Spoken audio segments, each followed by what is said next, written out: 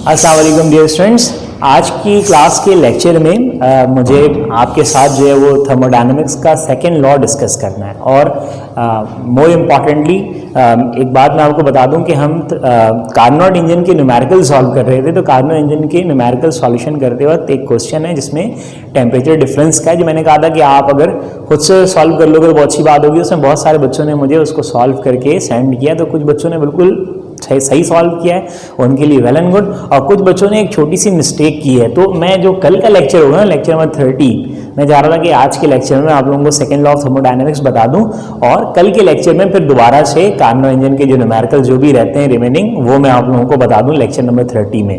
तो ये बात अच्छी तरह से रिमाइंड कर लीजिएगा कि जो एक न्यूमेरिकल है कार्नोट इंजन का, जो बहुत सारे स्टूडेंट्स मुझसे पूछ रहे हैं कि सर ये मैंने सही बनाया है, क्या गलती की, तो मैंने सबको ये रिप्लाई किया था कि इसमें जो छोटी सी मिस्टेक है, जिन्होंने सही किया उनको मैंने एक्सेलेंट कहा है, और जिनकी थोड़ी सी मिस्टेक हुई है वो मैं बता देता हूँ। बाकी कुछ बच्चों ने भी सॉल्व ही नहीं किया होगा, तो मैं जो कल का लेक्चर होगा हमारा लेक्चर 30, उसमें मैं आप लोगों को बता दूंगा। आज मैंने इरादा किया है कि आप लोगों को मैं आज के लेक्चर में second law of thermodynamics explain करके दूंगा। मैं अपनी ज़रा प्रीवियस बात को या अपने प्रीवियस लेक्चर को रिपीट करता हूं, जो कि मैंने कार्नोट इंजन के अंदर आप लोगों को बातें बताई थी कि अगर हम किसी भी साइक्लिक हीट इंजन की बात करते हैं या साइक्लिक प्रोसेस में चलने वाले हीट इंजन की अगर हम बात करते हैं, तो उसमें मैंने आप लोगों को बहुत खास बात बताई थी, बार बार रिपीट की थी मैंने कि देखिए कोई भी साइक्लिक प्रोसेस या हीट इंजन का जब परफॉर्म होता है तो उसका प्रोसीजर ये होता है कि वो सोर्स से जो भी हीट या जो भी इनपुट लेता है उसको वो यूजफुल वर्क डन में, यानी जो अमाउंट ऑफ वर्क है उसमें कन्वर्ट करता है, और जो भी रिमेनिंग अमाउंट बच जाता है, जो रिमेनिंग अमाउंट रह जाता है, वो फिर उसको क्या कर देता है, रिजेक्ट कर देता है टू द सिंक। और बार बार इसी तरह से ये प्रोसेस साइक्लिक वे में चलता रहता है। तो इसलिए हमें दो डिफरेंट टेम्परेचर्स की रिक्वायरमेंट रहती है हमेशा, ताकि जो हीट इंजन का साइक्लिक प्रोसेस है जिसमें हम एक सोर्स से इंजन को कुछ इनपुट दें, फिर वो अपनी एफिशिएंसी के अबाउट वो इंजन या वो मशीन उसको यूजफुल वर्क डन में कन्वर्ट करे, और जो रिमेनिंग अमाउंट है वो से वो क्या कर दे, रिजेक्ट कर दे। तो ये एक डायरेक्शनल है, सॉरी एक डायरेक्शनल प्रोसेस है, या समझ लें थर्मोडायनेमिक प्रोसेस की एक डायरेक्शनैलिटी है कि भाई ऐसे चलता है थर्मोडायनेमिकल इंजन या थर्मोडायनेमिकल प्रोसेस। तो आज जो हमारा सेकेंड लॉ ऑफ थर्मोडायनेमिक्स में है, इसमें हमें इसी थर्मोडायनेमिकल प्रोसेस की जो डायरेक्शनैलिटी है या थर्मोडायनेमिक प्रोसेस की जो डायरेक्शन है, इसी पर बात करनी है। यानी हम आज जो बात करने वाले हैं, आज जो डिस्कशन करने वाले हैं, इस डिस्कशन का पॉइंट हमने कार्नोट इंजन में क्लियर किया हुआ है, समझ रहे हैं आप। तो हमें आज के लेक्चर में कोई बहुत ज़्यादा दिक्कत या परेशानी नहीं होनी चाहिए। वो बातें की जाएंगी हीट इंजन के हवाले से सेकेंड लॉ ऑफ थर्मोडायनेमिक्स में, जो कि हमने एक साइक्लिक प्रोसेस में चलने वाले हीट इंजन के लिए समझी हुई हैं या पढ़ी हुई हैं। तो जो हमने बातें समझ लें इससे पहले हीट इंजन के साइक्लिक प्रोसेस में अंडरस्टैंड की हैं, उसी को आज की क्लास में हमने डिस्कस करना है। आज के लेक्चर में हमने डिस्कस करना है, जो कि एक तरह से थर्मोडायनेमिक प्रोसेस की डायरेक्शनैलिटी को रिप्रेजेंट कर रहा होता है। तो दो साइंटिस्ट हैं जिन्होंने सेकेंड लॉ ऑफ थर्मोडायनेमिक्स को फॉर्मुलेट किया। एक लॉर्ड केल्विन है, उन्होंने एक अपना स्टेटमेंट दिया, डायरेक्शनैलिटी ऑफ थर्मोडायनेमिक या थर्मोडायनेमिक प्रोसेस, किस डायरेक्शन में प्रोसेस प्रोसीड हो रहा होता है और किस तरह से प्रोसीड हो रहा होता है, और उसी को फिर रेफ्रिजरेटर के लिए रेडोल्फ क्लॉसिस साइंटिस्ट हैं, उन्होंने भी थर्मोडायनेमिक प्रोसेस की डायरेक्शनैलिटी को बताया है कि हम किस तरह से थर्मोडायनेमिकल प्रोसेस की डायरेक्शनैलिटी को अंडरस्टैंड कर रहे होते हैं। तो हमारे पास दो तरह की statement second law of thermodynamics के अंदर अंडरस्टैंड करने के लिए हैं, दो बातें हमें समझने के लिए हैं। एक कैल्विन, जो हमारे लॉर्ड कैल्विन साइंटिस्ट हैं, उनकी स्टेटमेंट है जो आज की क्लास में हम पहले डिस्कस करेंगे, और इस स्टेटमेंट को पढ़ते वक्त हमें कोई परेशानी नहीं होगी, क्योंकि इसकी स्टेटमेंट में जो बात लिखने जा रहा हूँ या जो मैं आपको बताने जा रहा हूँ, वो आपके लिए कोई नई बात नहीं होने वाली। जो स्टेटमेंट में आपको कैल्विन्स स्टेटमेंट के अंदर जो आपको मैं बताने वाला हूं, it is impossible to construct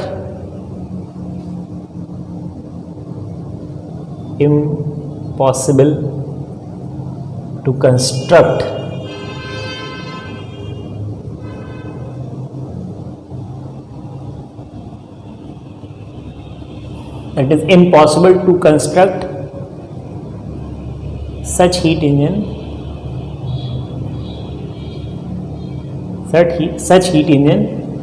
which operates in a cyclic way,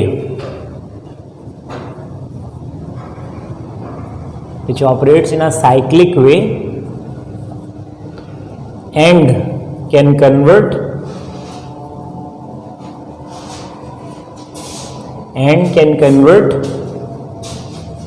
all of the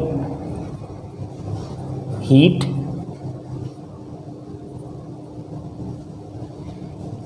into the useful work done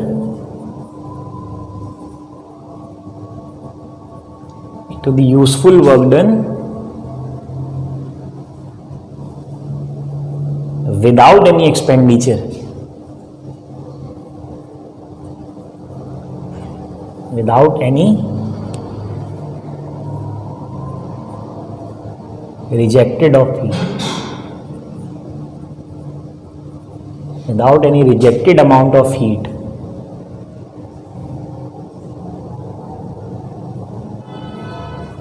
Without any rejected amount of heat to the sink.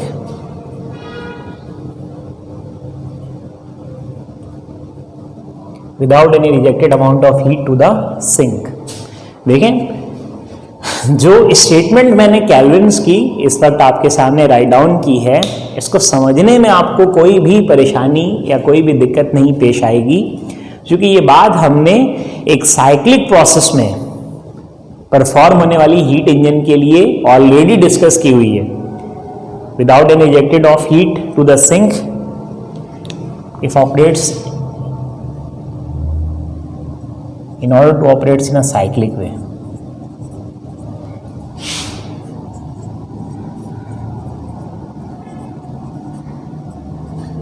In a cyclic process. ये पूरी बात मुकम्मल हो गई. देखिए, कह रहे हैं कि हमने इस तरह की हीट इंजन या इस तरह का हीट बॉडी या इस तरह का मशीन हम नहीं डिजाइन कर सकते जो एक साइक्लिक वे में प्रोसीड होता हो, एक साइक्लिक वे में अपने प्रोसेस को कंप्लीट करता हो और कन्वर्ट कर देता हो तमाम के तमाम इनपुट को, यानी तमाम की तमाम सप्लाइड हीट को यूजफुल वर्क डन में, without any rejected amount of heat to the sink, और सिंक को यानी कोल्ड बॉडी में कोई भी अमाउंट ऑफ हीट रिजेक्ट नहीं करता हो. ये हमारे लिए पॉसिबल नहीं है. हमारे लिए इस तरह का इंजन बनाना जो Q1 को मैथमेटिकली हम इसको ऐसे आपके सामने और मजीद बेहतर अंदाज से समझा सकते हैं कि ऐसा हीट इंजन हम नहीं बना सकते जिसका Q1 यानी इनपुट जो हीट हम सोर्स से दे रहे होते हैं वो टोटली आउटपुट के इक्वल हो. ये नहीं हो सकता.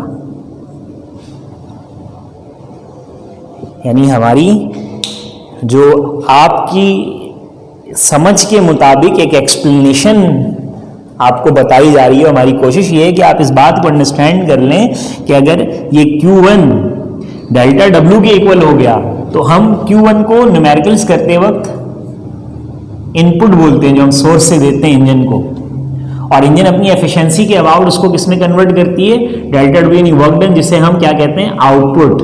अगर ये दोनों इक्वल हो जाएं तो इसका मतलब आपकी मशीन 100% एफिशिएंट हो गई. ऐसा होता ही नहीं है. ये मैंने आप लोगों को कार्बन इंजन नहीं समझा दिया था कि कोई भी हीट इंजन अगर साइक्लिक प्रोसेस में उसको चलना है तो 100% एफिशिएंसी उसकी होगी नहीं, वरना वो चल ही नहीं पाएगा, प्रोसेस ही नहीं डन होगा. 2 डिफरेंट टेम्परेचर्स चाहिए ही होते हैं हमें. एक हाई टेम्परेचर चाहिए होता है T1 हाई टेम्परेचर, जानते ही आप लोग, जहां से हम इंजन को हीट देते हैं यानी इनपुट देते हैं, और उसको किस में कन्वर्ट करती है, यूजफुल वर्क डन यानी आउटपुट में. और जो भी अमाउंट रह जाता है उसको क्या कर देती है, रिजेक्ट कर. तो यहाँ पे रिजेक्ट करने के लिए एक आपको क्या चाहिए होता है, लो टेम्परेचर. ये हाई टेम्परेचर और ये लो टेम्परेचर, ये दो डिफरेंट टेम्परेचर्स की कहानी या दो डिफरेंट टेम्परेचर्स की रिक्वायरमेंट रहती ही है हम किसी भी हीट इंजन का अगर साइक्लिक प्रोसेस पढ़ रहे हो। यानी Q1 डेल्टा W के इक्वल नहीं हो सकता। इसका मतलब ये हुआ कि रिजेक्टेड अमाउंट ऑफ हीट कुछ भी ना हो, ऐसा नहीं हो सकता। कहानी असल में क्या होती है? कहानी असल में ये होती है Q1 इक्वल किसके होता है बेटा? डेल्टा W प्लस Q2 के, इसके इक्वल होता है। अगर Q2 क्या ले लेंगे आप? 0, यानी कोई भी हीट अगर रिजेक्ट ना हो तो Q2 अगर हम क्या पुट कर दें? 0, तो Q1 किसके इक्वल हो जाएगी? Delta W। ये पॉसिबल नहीं है क्योंकि Q2 0 हो ही नहीं सकता। कुछ ना कुछ अमाउंट लाजमी तौर पर, यही तो हमने पढ़ा था, एक साइक्लिक प्रोसेस में कोई भी हीट इंजन अगर ऑपरेट होता है तो हम जो भी उसे इनपुट देते हैं वो उस इनपुट को वर्क डन में, यूजफुल वर्क डन में कन्वर्ट करता है और जो भी रिमेनिंग अमाउंट है उसको रिजेक्ट कर देता है। कभी भी इनपुट को टोटली आउटपुट में कन्वर्ट नहीं कर सकता कोई भी हीट इंजन। तो यही बात हमने पढ़ी हुई है, वही स्टेटमेंट में आज हम स्टडी कर रहे हैं, सेकेंड लॉ ऑफ थर्मोडायनेमिक्स। तो नई बात मैंने नहीं बताई आपको, हमने जो इससे पहले डिस्कस किया वही बात आपके सामने रख दी है। तो इसका मतलब ये हुआ, ये स्टेटमेंट हमें ये बता रहा है कि दो डिफरेंट टेम्परेचर्स एसेंशियल हैं, जरूरी हैं एक साइक्लिक प्रोसेस के इंजन के लिए। ये आपको बता रहा है कि this statement shows that two bodies या two different temperatures is mustly required for any thermodynamical process और फॉर एनी हीट इंजन। यानी किसी भी हीट इंजन के लिए आपको दो डिफरेंट टेम्परेचर्स की रिक्वायरमेंट लाजमी होनी है। तो कैल्विन्स ने आपको एक तरह से बताया भी कि भाई जो डायरेक्शनल ऑफ प्रोसेस है, जो डायरेक्शनैलिटी ऑफ थर्मोडायनेमिक प्रोसेस है, वो आप ये देख रहे हैं कि हम हाई टेम्परेचर बॉडी से इनपुट दे करके इंजन से उससे क्या ले रहे हैं? आउटपुट। और लो टेम्परेचर बॉडी में जो भी अमाउंट उसका रह जा रहा है वो इंजन क्या कर दे रहा है? रिजेक्ट कर दे रहा है। तो ये एक थर्मोडायनेमिक प्रोसेस की डायरेक्शन हुई कि इस डायरेक्शन में थर्मोडायनेमिक प्रोसेस हो रहा है। ये एक नेचुरल फेनोमेना भी है हीट इंजन्स का कि हमेशा हीट का फ्लो या हीट की जो डायरेक्शन है वो हाई टेम्परेचर बॉडी से लो टेम्परेचर बॉडी की तरफ होती है और उससे कुछ वर्क डन ले लिया जाता है। क्लॉसियस ने कहा है, या जो हम अभी दूसरा स्टेटमेंट जो पढ़ने वाले हैं, दूसरे स्टेटमेंट में इस नेचुरल फिनोमेना को रिवर्स करने की कोशिश की गई है और उसके बारे में बताया गया है कि नेचुरल, जैसे रेफ्रिजरेटर है, रेफ्रिजरेटर में कोल्ड बॉडी से हीट हॉट बॉडी में रिजेक्ट होती है। रेफ्रिजरेटर का जो सोर्स होता है ना वो कोल्ड होता है। रेफ्रिजरेटर या फ्रीजर्स जो होते हैं अंदर ठंडा होता है और हीट बाहर निकलती है सिंक में, जो हमारा सराउंडिंग है, ये सराउंडिंग गर्म होता है। फ्रीजर के अंदर का टेम्परेचर कम होता है, वो सोर्स है जहां से हीट कलेक्ट हो रही है। और रिजेक्ट कहाँ हो रही है? हमारे सराउंडिंग में, सिंक है। तो सेकंड स्टेटमेंट जो डायरेक्शनैलिटी ऑफ थर्मोडायनेमिक्स बताएगा, या जो क्लॉसियस स्टेटमेंट के अंदर हम डायरेक्शनैलिटी ऑफ थर्मोडायनेमिक्स जो पढ़ेंगे वो नेचुरल प्रोसेस का रिवर्स पढ़ेंगे, रिवर्स साइकिल। लेकिन वहां भी हम देखेंगे कि हमें एफिशिएंसी 100% नहीं मिलेगी। यानी कोई भी हीट इंजन कभी भी आपके इनपुट को सिर्फ आउटपुट में कन्वर्ट नहीं कर देता, हर हाल में कुछ ना कुछ वो रिजेक्ट करता है अमाउंट, जिसको हम एक तरह से एक्सपेंडिचर कहेंगे। ये जो अमाउंट सिंक में जाया हो गया, ये हमारी एक्सपेंडिचर हो गई ना। हमने दिया था 10 जूल हीट, वर्क डन मिला 6 जूल, 4 जूल हमारा जाया हो गया। और करना है इंजन को जाया, उसके बगैर इंजन चल ही नहीं पाएगा साइक्लिक प्रोसेस में। तो ये बात ध्यान में बिठा के रखें बिल्कुल। तो इसको कॉपी करें इस डायग्राम के साथ। सेकेंड लॉ ऑफ थर्मोडायनेमिक्स को एक दफा पढ़ भी देता हूं। It is impossible to construct, impossible, double S, it is impossible to construct such heat engine which operates in a cyclic way and can convert all of the heat जो हम दे रहे हैं Q1 यानी input into the useful work done जो engine perform कर रहा है, output work done, without any rejected amount of heat to the sink। जो अमाउंट रिजेक्ट हो रहा है इसके बगैर इनपुट कभी भी आउटपुट में कन्वर्ट नहीं हो सकता in order to operate in a cyclic process।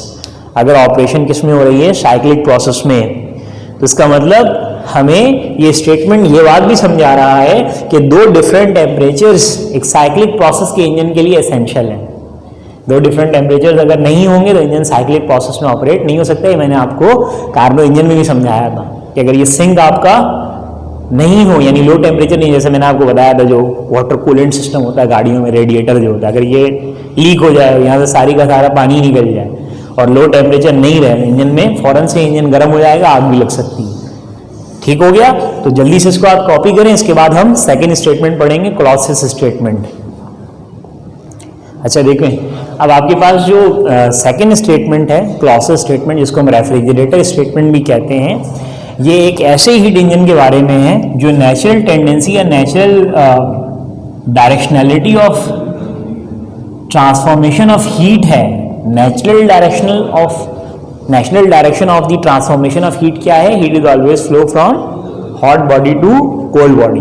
यही natural directionality of thermodynamic process भी होती है। ठीक है, कि हम उसमें हॉट बॉडी से कोल्ड बॉडी की तरफ हीट को ट्रांसफर करवाते हैं और दरमियान में इंजन से उसे वर्क डन ले लेते हैं, जो भी हमने लिया देखा भी कि हमने हॉट बॉडी से इंजन को हीट दी और इंजन ने उस एनर्जी को किसमें कन्वर्ट किया? वर्क डन में, और जो रह गया उसको रिजेक्ट कर दिया। ये एक नेचुरल प्रोसेस है। हमने ऐसे हीट इंजन ही बनाए हुए हैं जिसमें हम जो नेचुरल डायरेक्शनैलिटी और थर्मोडायनेमिक प्रोसेस या natural directionality of heat transformation होती है उसको रिवर्स कर रहे होते हैं। जैसे अगर हम बात करें रेफ्रिजरेटर की, जो रेफ्रिजरेटर्स होती हैं, तो अगर रेफ्रिजरेटर की बात की जाए बेटा, तो रेफ्रिजरेटर्स या फ्रीजर्स जो होते हैं, तो रेफ्रिजरेटर या फ्रीजर्स का जो सिस्टम है या रेफ्रिजरेटर या फ्रीजर्स का जो प्रोसेस है, वो नेचुरल जो एक फिनोमेना या natural direction of heat transformation उसके रिवर्स होती है। रेफ्रिजरेटर में जो सोर्स होता है जहां से वो हीट कलेक्ट कर रहा होता है, वो हॉट बॉडी नहीं होता, वो कोल्ड बॉडी होती है। रेफ्रिजरेटर का जो कंपार्टमेंट है वो हमेशा ठंडा रहता है, जिसमें हम अपनी चीजों को रखते हैं, और वो ठंडा होता है तो वो हीट कलेक्ट कर पाता है ना, किसी भी चीज को रखते हैं उससे तो उसको ठंडा करता है। रेफ्रिजरेटर का कंपार्टमेंट कोल्ड नहीं होगा तो फंक्शन ही नहीं बनेगा। तो रेफ्रिजरेटर का कंपार्टमेंट हमेशा क्या रहता है? ठंडा रहता है। और रेफ्रिजरेटर के कंपार्टमेंट को ठंडा रखने के लिए हम कंप्रेसर की मदद से एक्सटर्नल मैकेनिकल वर्क कर रहे होते हैं। जो गैस होती है उसमें, कंप्रेसर में जो गैस होती है, उस गैस पर हम एक्सटर्नल एनर्जी देकर, जैसे हम इलेक्ट्रिसिटी यूज करते हैं, तो इलेक्ट्रिसिटी क्या करती है? इलेक्ट्रिसिटी जो रेफ्रिजरेटर है उसमें कंप्रेसर के अंदर मौजूद जो गैस है उसके ऊपर एक्सटर्नल वर्क डन करने की सलाहियत देती है या अपॉर्चुनिटी देती है कि एक्सटर्नल जब वर्क डन होगा जो कंप्रेसर है उसमें, तो उसकी मदद से हम सोर्स को क्या रख पाएंगे? कोल्ड, ठंडा रख पाएंगे। और सोर्स जब हम कोल्ड रख पाएंगे या ठंडा रख पाएंगे, तो कोई भी सब्सटेंस जब इस सोर्स के अंदर हम रखेंगे तो ये फौरन से उससे क्या लेगी? हीट लेगी। और उससे हीट लेने के बाद जैसे जैसे उसे हीट एब्जॉर्ब कर रही होगी तो वो उसको आहिस्ता आहिस्ता कहाँ रिजेक्ट कर रही होगी? सिंक में रिजेक्ट कर रही होगी। आपने देखा होगा कंप्रेसर्स के पीछे, यानी कोई भी रेफ्रिजरेटर तो कंडेंसर लगी हुई होती है, जालियां चल रही होती हैं। तो कंडेंसर का काम क्या होता है? कंडेंसर का काम ही यही होता है, हम यहाँ से वर्क डन करते हैं और वर्क डन की मदद से सोर्स को क्या बनाते हैं? Cold body. और कोल्ड बॉडी जब ये रहेगा तो अंदर कोई भी चीज जब होगी तो उससे फौरन से क्या हम लेना शुरू कर देंगे? हीट एनर्जी लेना शुरू कर देंगे। और जैसे जैसे सिंक का मतलब समझ लीजिए कंडेंसर्स होती हैं, यहां बना के दिखाता हूं, इस तरह की जो जालियां बनी हुई होती हैं कंडेंसर्स, ये समझ लें सिंक है ये। तो सिंक में हम कंटिन्यूसली क्या करते हैं? फिर हीट को रिजेक्ट कर रहे होते हैं। ये रिजेक्ट हो रही है हीट Q2। ये कौन सी हीट रिजेक्ट हो रही है? जो हमने कलेक्ट की है, कहां से? रेफ्रिजरेटर के कंपार्टमेंट यानी सोर्स जो कि कोल्ड बॉडी है, वहां से हम हीट लेते जा रहे हैं और उसको कहां रिजेक्ट कर रहे हैं? सिंक में रिजेक्ट कर रहे हैं। अगर हम ये काम नहीं करेंगे, एक्सटर्नल वर्क डन नहीं करेंगे, तो हम सोर्स को कोल्ड बॉडी बना ही नहीं पाएंगे। और जब सोर्स, यानी हम मैथमेटिकली मैं कुछ आपको इस तरह का बताना चाह रहा हूं कि हम अगर चाहें कि कोई भी वर्क डन ना करें, वर्क डन कोई भी ना करें, और हीट यहां से सोर्स से कलेक्ट हो और सिंक में रिजेक्ट हो जाए, ना ये पॉसिबल है ना ये पॉसिबल है। हमें कुछ ना कुछ क्या करना पड़ेगा, वर्क करना पड़ेगा। हम जो वर्क करने के लिए एनर्जी यूज करेंगे, उस एनर्जी से हम सोर्स यानी रेफ्रिजरेटर के कंपार्टमेंट को क्या बनाएंगे, कोल्ड बॉडी, और वहां से क्या कलेक्ट करेंगे, हीट, और उसको फिर रिजेक्ट कहां करेंगे, सिंक में। यानी ऐसा प्रोसेस रहेगा, डेल्टा डब्ल्यू प्लस Q2। यहां से जो हमने वर्क डन के लिए एनर्जी यूज की हमने, वो एनर्जी और प्लस सोर्स जो कि हमारा वर्क डन किया था, कोल्ड बॉडी बन गया, इसके अंदर कोई भी चीज रख रहे हैं, उससे वो क्या कर रहा है, हीट एब्जॉर्ब कर रहा है, तो वो क्या होगी, Q1 हो गई, सॉरी। और फिर ये दोनों अमाउंट कहां रिजेक्ट हो जा रहे हैं, सिंक में रिजेक्ट हो जा रहे हैं।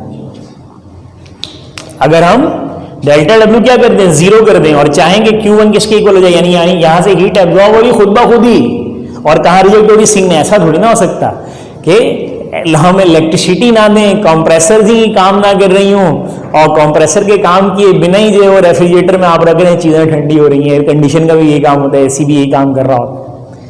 तो हम देख रहे हैं कि हमें क्या करना पड़ रहा है, एक्सटर्नल वर्क डन करना पड़ रहा है, कुछ एनर्जी जाया करनी पड़ रही है इस प्रोसेस को रिवर्स कंडीशन में चलाने में। यानी ये हमें समझा रहा है कि रेफ्रिजरेशन स्टेटमेंट हमें ये समझा रहा है कि कोई भी cyclic process, that no cyclic process can transfer heat from colder place to hotter without input of external work। यानी हम बिना एक्सटर्नल एनर्जी या बिना मैकेनिकल वर्क के कोल्डर प्लेस से हीट को हॉटर प्लेस में ट्रांसफर नहीं करवा सकते।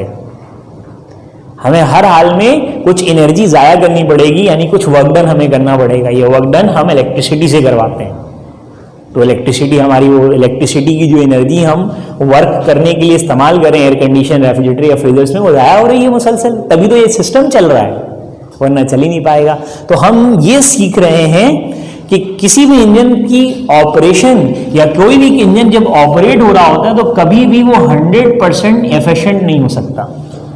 Efficiency of any heat engine in for a cyclic process can never be 100%। 100% वाली एफिशिएंसी वाली कहानी नहीं है, कुछ ना कुछ एनर्जी उसने ज़ाया करनी है, वरना साइक्लिक प्रोसेस में ऑपरेट नहीं हो पाएगा। तो आपके सामने जो सेकेंड लॉ ऑफ थर्मोडायनेमिक्स हैं, उनकी दोनों स्टेटमेंट्स रखी गई। कैल्विन स्टेटमेंट भी आपके सामने रखी गई और क्लॉसियस स्टेटमेंट भी आपके सामने रखी गई। और दोनों स्टेटमेंट, कैल्विन स्टेटमेंट के अंदर तो हमने बिल्कुल वही बात पढ़ी जो कार्नोट इंजन में पढ़ी थी। क्लॉसियस स्टेटमेंट में भी हमने डायरेक्शनलिटी ऑफ थर्मोडायनेमिक प्रोसेस पढ़ी, लेकिन reverse, natural process hotter place to colder place है, यानी हीट फ्लो गर्म जगह से ठंडी की तरफ होती है। लेकिन हम रेफ्रिजरेटर्स या फ्रीजर्स वगैरह में क्या करते हैं, एयर कंडीशंस क्या करता है, यानी ठंडी जगह से हीट को एब्जॉर्ब करता है और गर्म जगह में उस हीट को बाहर जाया कर, रिजेक्ट करता है, निकालता है। तो ऐसा करने के लिए हमें एक्सटर्नल मैकेनिकल वर्क करना पड़ता है, यानी एक्सटर्नल एनर्जी देनी पड़ती है। जब तक हम कंप्रेसर से इलेक्ट्रिसिटी देकर वर्क नहीं करेंगे, तब तक वो सोर्स को कोल्ड बॉडी नहीं बनाएगा। और जब तक सोर्स कोल्ड बॉडी नहीं बनेगा, तो वो यहां सोर्स में रखी हुई चीजों से हीट एब्जॉर्ब करके सिंक में रिजेक्ट नहीं करेगा।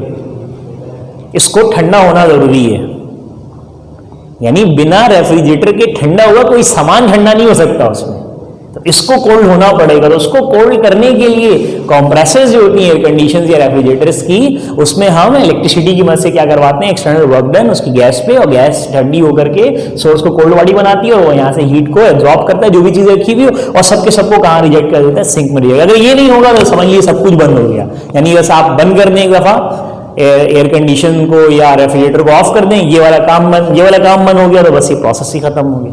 तो बस बहुत आसान समझने वाली बात थी। तो ये दोनों स्टेटमेंट पढ़ भी देता हूं मैं। It is impossible to cause heat to flow from cold body to hot body without expenditure of external work. समझिए आप लोग, यानी कोल्ड बॉडी से हॉट बॉडी में सिंक हमेशा हॉट बॉडी होता है रेफ्रिजरेटर सिस्टम के अंदर। रेफ्रिजरेटर, फ्रीजर्स या एयर कंडीशंस में जो सिंक है जहां हीट बाहर निकलती है, वो गर्म हॉट बॉडी होता है, और ये इसका अपना कंपार्टमेंट, यानी ये खुद जहां काम करता है वो कोल्ड रहता है, वो ठंडा रहता है। और इसी बात को हमने यहाँ पे लिख दिया कि भाई ये स्टेटमेंट हमें असल में ये समझा रहा है कि कोल्डर प्लेस से हॉटर प्लेस में हीट कभी भी ट्रांसफर नहीं हो सकती जब तक हम कुछ एक्सटर्नल वर्क ना करें। तो ये दोनों स्टेटमेंट जो केल्विन और क्लॉसियस है, ये दोनों स्टेटमेंट आपको बता दिए गए। केल्विन स्टेटमेंट बिल्कुल वही है जो हमने कार्नो इंजन में पढ़ा था। क्लॉसियस स्टेटमेंट के अंदर हमें रेफ्रिजरेटर का फंक्शन भी एक तरह समझ में आ गया कि फ्रीजर्स, रेफ्रिजरेटर्स या एयर कंडीशन वगैरह किस फंक्शन या मैकेनिज्म पर ऑपरेट हो रही होती हैं। तो ये दोनों बातें आपके सामने आ गई, इसको आप अच्छी तरह से अपने पास कॉपी कर लीजिएगा। अब जो नेक्स्ट लेक्चर होगा हमारा, ये तो थ्योरेटिकल लेक्चर है, नेक्स्ट लेक्चर होगा लेक्चर नंबर 30, उसमें कार्नो इंजन के जो कुछ न्यूमेरिकल्स रह गए हैं वो मैं आप लोगों को बताऊंगा। ठीक है, तो नेक्स्ट लेक्चर में आप असाइनमेंट अपना रेडी रखिएगा और उस क्वेश्चन के अंदर जिन स्टूडेंट्स को प्रॉब्लम है जिसमें टेम्परेचर डिफरेंस गिवन है सोर्स और सिंक का, तो वो मैं आप लोगों को बता दूंगा, मैंने कहा था। और एक और क्वेश्चन वो भी है और भी वो मैं बताऊंगा। और फिर नेक्स्ट लेक्चर इसके बाद वाला जो होगा उसमें एंट्रोपी पढ़ा के चैप्टर को वाइंड अप कर देंगे। ओके, नेक्स्ट लेक्चर में मुलाकात होगी। अल्लाह हाफिज़।